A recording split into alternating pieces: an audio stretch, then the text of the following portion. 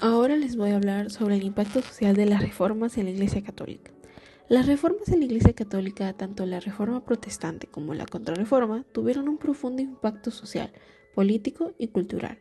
La Reforma Protestante, liderada por Martín Lutero, cuestionó la autoridad papal y promovió una visión más individualista de la fe, mientras que la Contrarreforma fue la respuesta de la Iglesia Católica para reafirmar sus doctrinas y prácticas.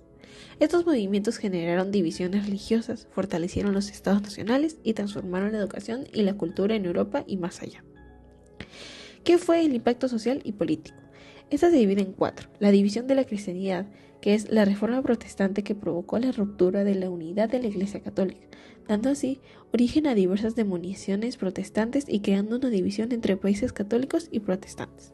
Luego está el fortalecimiento de los estados nacionales, que fue la creciente independencia de las iglesias protestantes frente al poder papal, que contribuyó al fortalecimiento de los estados nacionales y a la secularización de la política. También están los conflictos religiosos, que son las diferencias entre católicos y protestantes, que derivaron en conflictos religiosos y guerras, como la guerra de religión en Francia y la guerra de los 30 años en Europa. Y por último tenemos a las nuevas ideas y valores, que es que la reforma promovió la lectura de la Biblia en lenguas vernáculas, fomentando la alfabetización y la difusión de nuevas ideas sobre la fe y la relación con Dios. El ecumenismo y el diálogo religioso. El ecumenismo busca la unidad entre los cristianos de distintas denominaciones, como católicos, ortodoxos, evangélicos, anglicanos, entre otros. Aunque existen diferencias, todos comparten elementos esenciales como es la fe en la Trinidad, la Biblia como palabra de Dios, el bautismo y la figura de Jesús como Salvador. En muchos casos, incluso comparten sacramentos válidos, como entre católicos y ortodoxos buscan la unidad donde responde al deseo de Jesús, que todos sean uno. Para lograrlo, se promueve la oración conjunta, el diálogo bíblico, la caridad en común y el diálogo entre los líderes religiosos. El camino requiere humildad, conversión y respeto por el otro, reconocimiento que aunque pensemos distinto, sigamos siendo hermanos por la fe. Por otro lado, el diálogo interreligioso se da entre personas de diferentes religiones, como el judaísmo, el islam, el hinduismo y el budaísmo. Aunque no comparten la misma fe cristiana, muchas de estas religiones creen que en un Dios único, promueven la paz, el amor y la oración. Judaísmo, cristianismos y musulmanes, por ejemplo, tienen en común su creencia por el Dios Abraham. El diálogo interreligioso no busca formar una sola iglesia, pero sí fomenta la convivencia, el respeto y la colaboración por el bien común. Un ejemplo de esto es el encuentro anual de Asis, donde el Papa se reúne con líderes de distintas religiones para orar por la paz mundial. La Iglesia Católica, también llama a la Iglesia Católica antigua, tradicional, sostiene con firmeza, basándose en documentos históricos y doctrinales, que es la heredera directa de la Iglesia fundada por Jesucristo durante su vida en la tierra. Aunque reconoce que su desarrollo ha estado marcado por distintas divisiones dentro del cristianismo, desde los tiempos de Cristo, afirma que sus enseñanzas y prácticas siguen finalmente lo que él enseñó. Por otro lado, la Iglesia Católica Romana también reclama ser la Iglesia original, argumentando que no fue establecida por los discípulos, sino que se remonta directamente a los apóstoles Pedro y Pablo en la actitud de Roma. En contraste, la Iglesia Católica antigua, situada su origen en liderazgo directamente en Jesús y en Jerusalén, esta diferencia en cuanto a la procedencia y la autoridad de ambas ramas, que ha generado numerosas discrepancias doctrinales y divisiones a lo largo del tiempo. La doctrina social de la Iglesia no es un conjunto de ideas abstractas, sino una serie de pronunciamientos y enseñanzas que la Iglesia ha emitido desde 1891, el año en que se publica la encíclica Rerum Novarum de León XIII, en respuesta a los profundos cambios sociales, económicos y culturales del mundo moderno.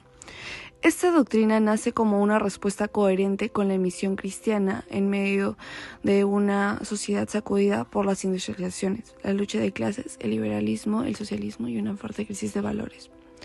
Por ello, no solo se trata de reaccionar ante la injusticia social, sino de ofrecer una propuesta basada en el mensaje cristiano: dignidad humana, justicia, solidaridad y el bien común.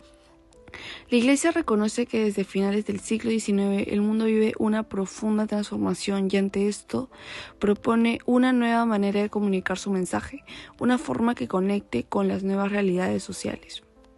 Para esto es importante destacar que la doctrina social no ha permanecido estática, ha evolucionado junto con el tiempo. Cada papa, desde León XIII hasta nuestros días, ha enriquecido esta enseñanza con nuevos enfoques y soluciones, adaptándolas a las necesidades del mundo contemporáneo. Así se ha consolidado como una herramienta viva, actualizada y útil para evangelizar y construir una sociedad más justa. La renovación del papel del laico en la Iglesia es uno de los aspectos más importantes del proceso de transformación que vive la Iglesia Católica en tiempos recientes. Este cambio no es solo organizativo, sino profundamente espiritual y pastoral, y busca reconocer al laico como un miembro activo, corresponsable y comprometido en la vida de la Iglesia y en su misión en el mundo.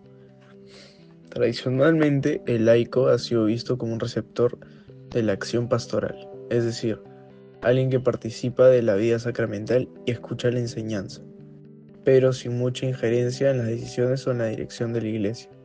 Sin embargo, a partir del Concilio Vaticano II, y especialmente con el impulso del Papa Francisco, esta visión ha cambiado.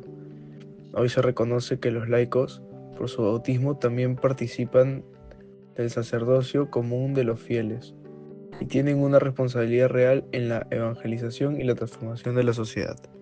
Esta renovación implica varios aspectos. En primer lugar, se promueve una mayor participación de los laicos en los distintos espacios eclesiales, consejos pastorales, parroquias, diócesis y organismos de toma de decisiones. Esto requiere también una formación sólida, tanto teológica como pastoral, para que puedan ejercer sus funciones con claridad y madurez cristiana.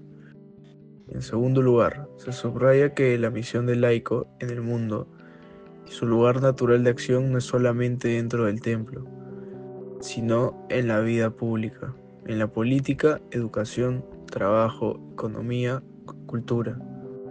Ahí es donde se debe actuar con coherencia, justicia, solidaridad y fe, iluminando esas realidades con el Evangelio. Otro aspecto importante es el camino sinodal, es decir, la idea de que toda la Iglesia camina unida, escuchándose mutuamente. En este camino, los laicos tienen un papel fundamental, ya que aportan su experiencia de vida, su sensibilidad, su cercanía a las realidades concretas de las personas.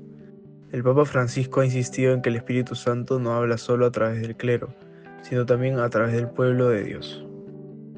Además, algunos laicos pueden ser instituidos oficialmente en ministerios como el de lector, acólito o catequista, no solo como servicios temporales, sino con un reconocimiento formal por parte de la Iglesia.